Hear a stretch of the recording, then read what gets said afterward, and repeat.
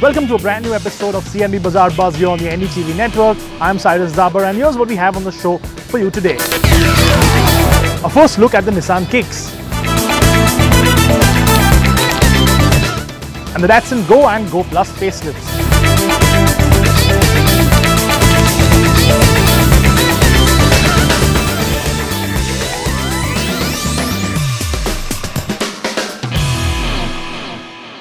So let's start things off straight with that big story this week. It's the Nissan Kicks SUV. It's the new SUV from the Japanese automaker for India, and it'll go up against the likes of the Hyundai Creta, and it'll be launched sometime next year. I take you through the exterior design of the car that Nissan showcased to us at an event recently and tell you what's new as compared to the international version. Have a look.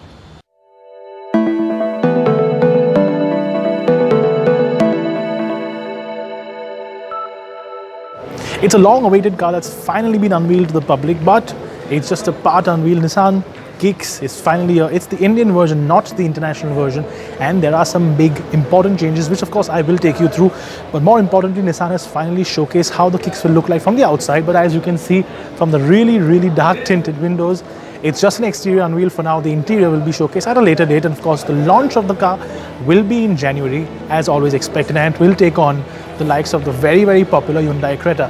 That said, for now, let's talk about how the car looks in general, and let's talk about the changes that the car has as compared to the international version, because although the color is the same as the international showcase version, the grey and the orange, a very definitive Kicks color, there are quite a few changes. Now, let's start with the obvious. The car is bigger for India. So I'm going to quickly look at the figures and tell you the Nissan Kicks for India is longer, it's wider, it's taller, and it has a longer wheelbase too. So for example, the international version 4295 mm in terms of length, this one 4384, so considerably longer, noticeably longer too. With again the same thing, 1760 for the international version, 1760 mm versus this one which is 1813 mm, height 1590 mm versus 1656 mm, and the wheelbase, which is of course the most important for India because we do love our interior space, 2610 mm versus 2673 mm. Now that we're done with these facts, I'm going to put my phone away and actually show you what the changes are. So although the car looks very similar at a glance, there are quite a few changes. So let's start with the headlamp in general. Now the daytime running light, which is right here, is the same. So is this little cluster here, the indicators, but then the changes really start. The international version in some cases does, but mostly does not get this sort of very detailed, very aggressive looking headlamp. It's the same with the grille too. Very similar looking, but there are some small changes which actually do make a difference. So the honeycomb structure, for example, is different. It's the same with the bumper. The international one gets a little cut in the bumper here, which makes it a little more aggressive. This one actually looks a little nicer because it's got a little more smoothed out, a little more sort of extended front end. Same with the front on the bottom too. The international one, a lot of plastic cladding on the bottom that sort of covers the fog lamp and this little vent. In this one, the bumper is completely different. It's got a very distinctive little vent on the sort of top here, a little fog lamp on the bottom, and it's very split. So while the international version has a plastic cladding running all the way around, this one doesn't. I think this one actually looks a little nicer. Let's go around the side here. The wheels are the same. It's actually the only part that's absolutely the same on the international version and this. 17-inch wheels on this, 17-inch wheels on the international version, same design too, but that's where the differences end. The mirrors in this case mounted on the door, the international spec mounted right here on the sort of frame itself. Again, roofline, distinctive orange color, yes, but the way the roofline extends into the C pillar is completely different. This one is a lot more flat, it's got a little chink at the end. It's nicer looking in the international version because that's a little more plain. Now both the cars again do look same, but there are changes. So for example, even the little bottom on part here on the plastic cladding here, this thing on the international version, this little chink you see at the back here, that one on the international version is on the front. So Nissan has put in a bit of thought and changed little bits and pieces that do make the car a lot more palatable for the Indian market, and it certainly does look like an SUV, and that's the most important part. Now let's go around the back.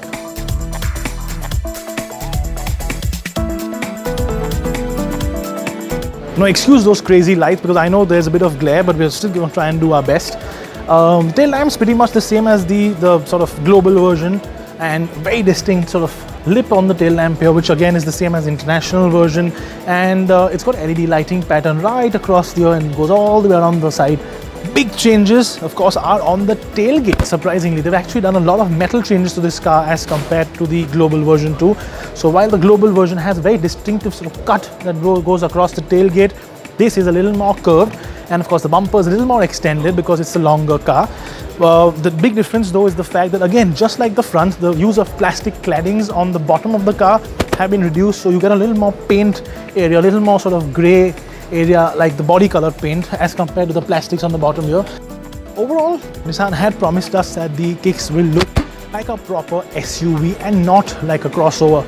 And I think in terms of living up to that expectation, they have really promised us something, and they've delivered, because this doesn't look like a crossover in its purest sense. It does look like a nice, butch, chunky SUV, which is very aggressive. It's very flat. It's got all these lovely flat surfaces to sort of have that road presence which is there.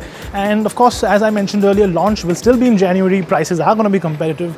I expect it also to be a great car to drive, because of course the chassis on the Nissan in the past, it's the same platform as the Terrano and the Duster, and those have always been great cars to drive. So we're going to look forward to driving this very soon, and we of course going to look forward to the launch and the prices, which will be unveiled only in January 2019.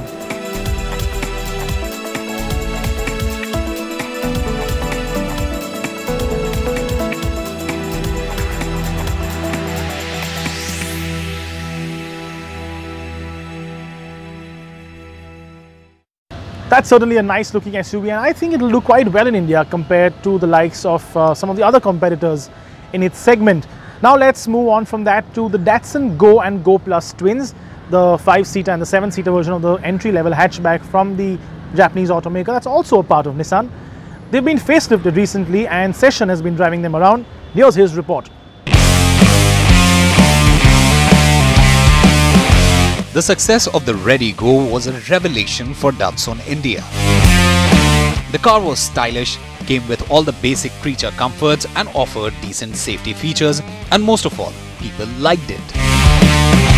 So when the time came to update the bigger Go hatchback and the Go Plus MPV, which were untouched for about 4 years, Datsun decided to apply the same formula for their facelifts. Yes, both the Datsun GO and the GO Plus have finally received the much needed update. The cars now come with several cosmetic changes, new creature comforts, and a bunch of standard safety features. So let us walk you through them. Most of the visual updates are identical for both the Go and the Go Plus. The cars now get a heavily updated face, a new larger hexagonal grille with fat chrome surrounds, while the new swept-back headlamps come with stylish black highlights. The cars now also get an aggressive-looking bumper, LED daytime running lamps, and more muscular character lines. The biggest upgrade, however, is the larger 14-inch diamond-cut alloy wheels, which have also aided in increasing the car's ground clearance by 10mm. Both the Go and the Go Plus are now wider by 1mm and taller by 17mm, and the former is also longer by 3mm. The Go Plus retains its sub-4 meter length of 3995mm. Datsun has also redesigned the rear sections of the car, and both the models now feature revised tail lamps and new rear bumpers. While the Go Plus features black trapezoidal inserts on either end, the Go hatchback gets this styling carbon fiber strip right below the number plate housing. The cabin of the Go and the Go Plus have also received their fair share of updates. Step inside and you'll be welcomed by new all-black interior with premium quality plastics and smart-looking upholstery.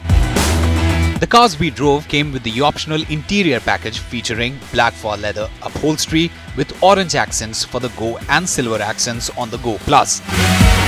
Both get identical dashboards, with the only difference being an all-black treatment for the Go and a dual-tone black and grey treatment for the Go Plus.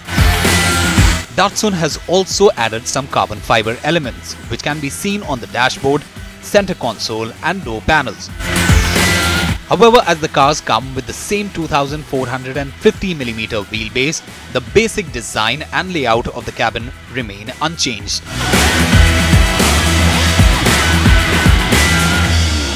Right now I am inside the Datsun GO Plus, and as you can see here, there is no change in terms of cabin space. The car continues to come with a third row, making it a 5+2 seater layout as Datsun calls it, but it is still suitable only for maybe 2 children or to get an extended boot space with a third row folded. However, in terms of features, both the cars are well equipped.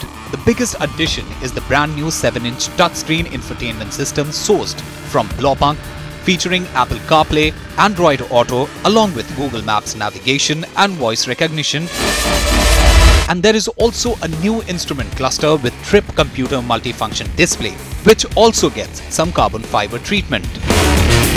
The facelifted Go and Go Plus is also pretty high on safety.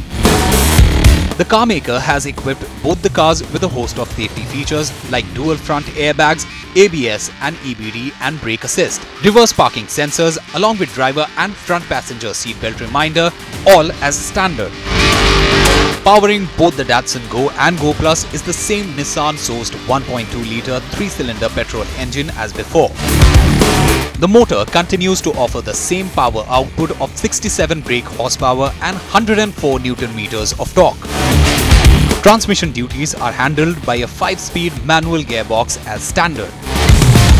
Datsun has also updated the suspension setups, which has aided in improving the ride quality and also handled the undulation of the road pretty nicely. Having said that, inside the cabin we could quite clearly hear all sorts of road noises and also the rumble of the engine above 3000 RPM, which shows sign of poor NVH levels. Also, the gearbox was a bit clunky and we wish the shifts were a bit more precise. With prices starting at Rs 3.29 lakh for the Datsun Go and Rs 3.83 lakh for the Go Plus, there is no doubt that the cars make a strong case for themselves, especially the Go Plus, which is still the most affordable 7-seater in India. While the cars certainly make for a much better package compared to the pre-facelift models, the Go and Go Plus might see some tough competition in the days ahead, especially with the all-new Hyundai Santro and the new-gen Maruti Suzuki Ertiga set to be launched in India soon.